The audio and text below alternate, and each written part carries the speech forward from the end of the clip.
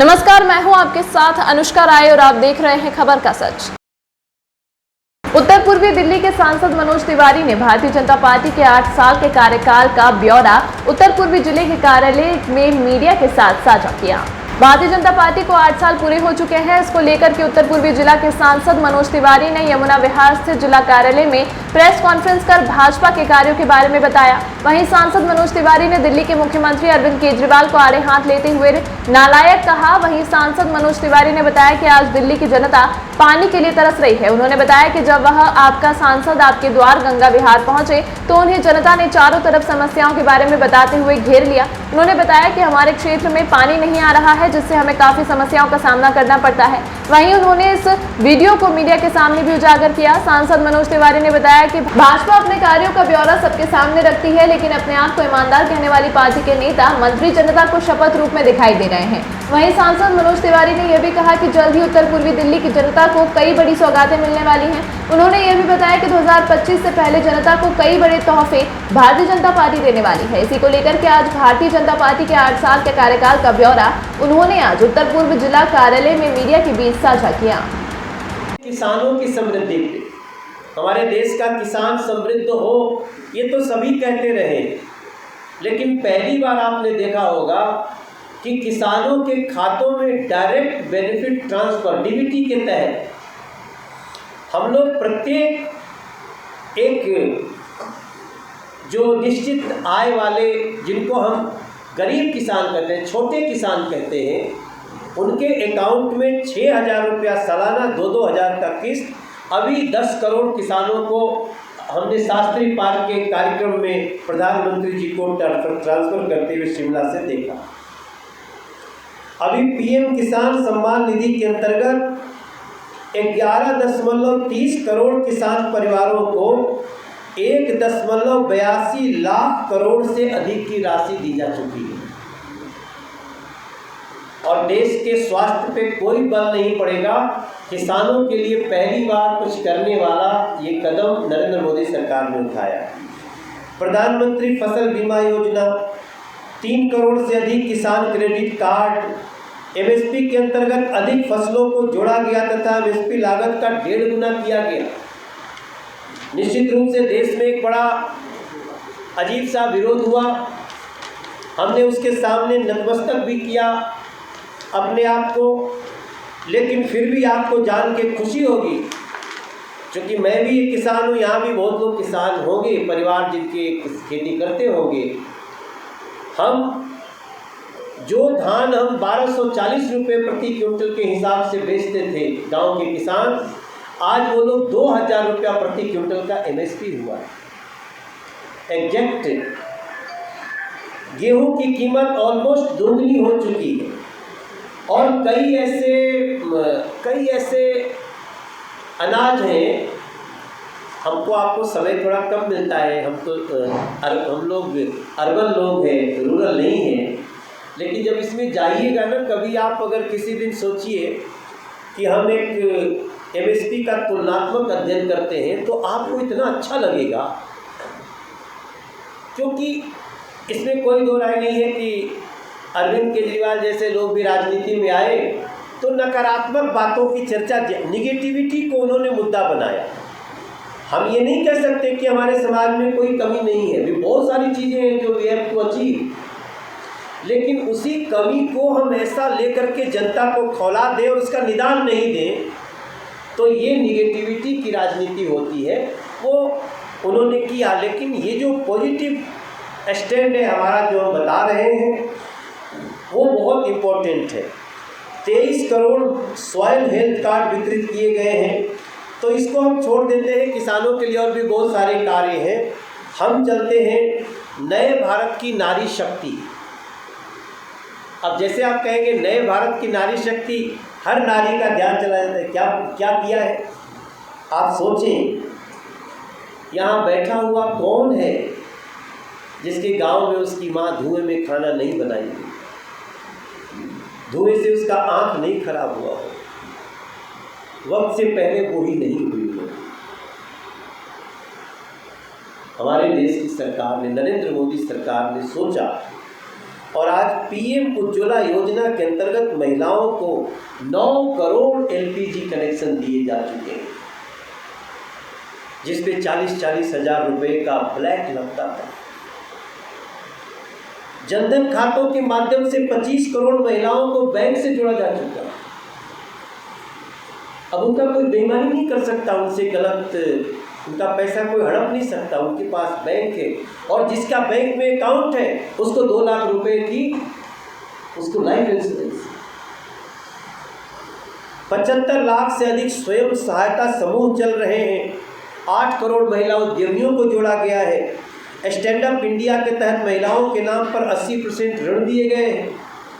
आपको यहाँ भी बता दूँ, अभी भी अगर आप एक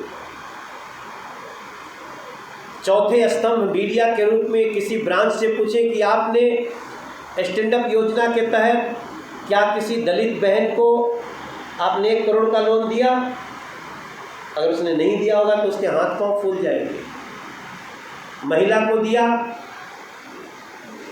ऐसे लोगों को हमने हर एक ब्रांच को 2 लोगों को, जनजातीय जहाँ है जनजातीय 3 लोगों को 1-1 करोड़ का लोन मिनिमम इंटरेस्ट पे देना अनिवार्य कर दिया गया।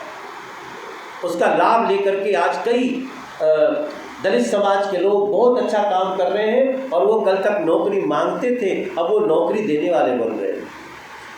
% लाभार्थी महिलाएं। सेना व सैनिक स्कूलों में महिलाओं को बराबरी का दर्जा दिया गया। सवैतनिक मातृत्व अवकाश को 26 सप्ताह तक बढ़ाया गया।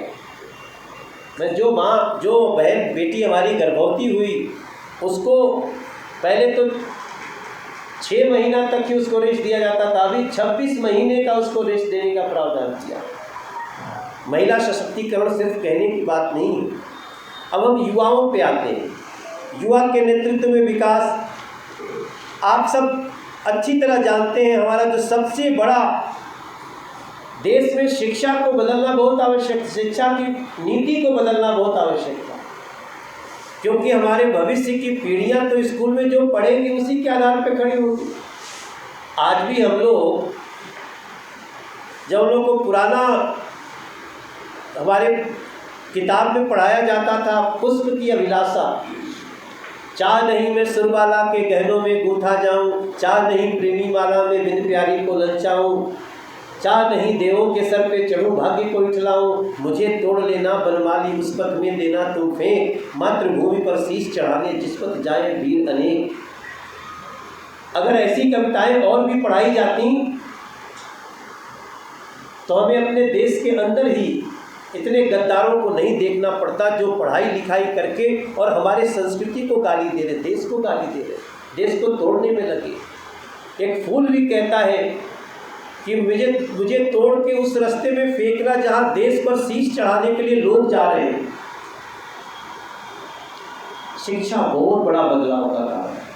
हम न्यू एजुकेशन पॉलिसी लेकर के आए हैं।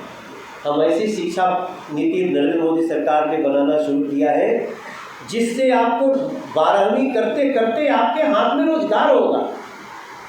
रोजगार परक शिक्षा, नैतिक शिक्षा। तो इसके लिए इसके अलावा हमने पीएम कौशल विकास योजना, हमारे सामने बैठे हुए तमाम लोगों के हाथ में मोबाइल है, आप वेब न्यूज़ चला रहे हैं। अगर चलाने ही नहीं आएगा, पोस्ट नहीं करने आएगा तो आप मोबाइल रहिए कि क्या करिए। तो ये बहुत आवश्यक है कि हम इसको स्किल्ड करें, लोगों को स्किल्ड करें। और आज के समय में मोदी जी एक बात कहते हैं कि 4 चीज़ हर व्यक्ति को जानना जरूरी है, वरना उसको भी एक प्रकार का दिव्यांग माना जाएगा। वो 4 चीज़ क्या है? आपको गाड़ी चलाना आना चाहिए, आपको एनसीसी जैसी ट्रेनिंग हो जिसमें आपको कम से कम बंदूक चलाना आता हो, ट्रेन होना चाहिए, एनसीसी संस्थाएं। तीसरा, मोबाइल आपको चलाना आना चाहिए। कितने लोग ऐसे होते हैं मोबाइल रखे हुए हैं, हम कहें जरा SMS कर देना, हाँ लड़कवा को बोल के करा देंगे। अभी पता चले वो बड़े बड़े पदों पे आ गए और मैसेज नहीं करने आता, उनको लिखने नहीं आता। वो हाथ से लिख सकते हैं, मोबाइल में लिखते। स्किल्ड करना जरूरी है। हमारे यहाँ इतने ड्राइवर की नौकरी है, इतने कुक के नौकरी है, लेकिन जब वो ट्रेंड ही नहीं होगा और अपने छोटे से प्रोफेशन के साथ पर्सनालिटी डेवलपमेंट क्या होती है, छोटे से प्रोफेशन के साथ ईमानदारी क्या होती है, तो इस पे हम लोग स्किल डेवलपमेंट कर करके आगे बढ़ रहे हैं। और इसमें 1.32 करोड़ मतलब 1,32,00,000 लोगों को हमने अभी तक स्किल दिया है। पूरे देश में सड़कों का जाल बिछा है।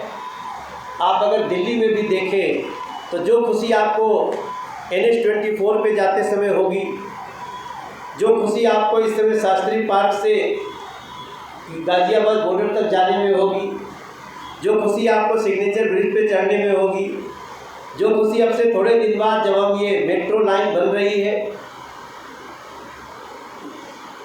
सड़क के ऊपर सड़क, भजनपुरा की बात कर रहा हूँ, और उस सड़क के ऊपर मेट्रो, अभी आपको मैं 5-6 दिन में उसका नक्शा रिलीज करूँगा कि भजनपुरा की एक बड़ी समस्या क्या थी।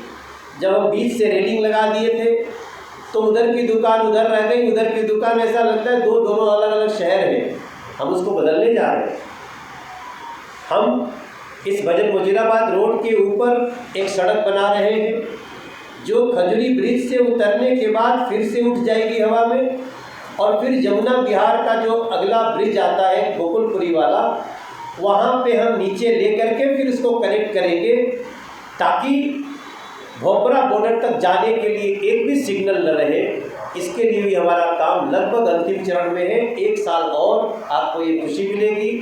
और उसके सबसे ऊपर जो शिव विहार मेट्रो जा रही है, उससे निकल करके एक मेट्रो जिसको मजलिस पार्क तक हम ले जा रहे हैं, उसका काम बहुत तेज़ी से चल रहा है। हमें याद ही रखना चाहिए, हम 2014 में आए थे तो सिग्नेचर ब्रिज नहीं था। हम 2014 में आए थे तो इस लोकसभा के अंदर मेट्रो नहीं आती थी। हम जब 2014 में आए थे तो यहाँ सेंट्रल स्कूल नहीं था। आज 3 सेंट्रल स्कूल, 2 तो एक खजुरी में वेलकम में पढ़ाई शुरू हो गई है, और बुराड़ी में जो हम करने जा रहे हैं वो इस दिल्ली का एक बेस्ट स्पॉट बना के देंगे। अगर आप किसी दिन जाएंगे, तेज़ी से ज़मीन को भरने का काम शुरू हो गया है, और हम वहाँ पे न सिर्फ सेंट्रल स्कूल बल्कि नवोदय विद्यालय भी बनाने जा रहे हैं, और उसके साथ साथ वहाँ पे हम DDA का एक जोनल सेंटर बनाने जा रहे हैं, और वहाँ पे हम अंधे बच्चों के लिए हॉस्टल भी बनाने जा रहे हैं। इन सारी चीज़ों को आपसे अच्छा कोई नहीं समझ सकता है। हमें बड़ा अच्छा लगता है जब मैं यहाँ तमाम महत्वपूर्ण खबरों के लिए देखते रहिए खबर का सच।